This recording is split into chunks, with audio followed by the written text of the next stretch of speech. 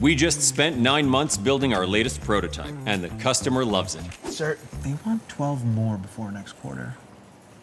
If we were still planning our builds with spreadsheets and paper checklists, I'd say we're screwed. But now that we have ION Autoplan, we're gonna nail it. Autoplan, as the name suggests, automatically plans our entire build schedule. We tell it what we need, how many we need, and when we need it, and it does the rest. It's like a wizard or a robot. A robot wizard that uses AI and real-time factory data to continuously improve, weighing things like procurement times, inventory, labor and machine availability, and more. In fact, it's made my job so easy, I'm not really sure what to do. I guess it's true what they say.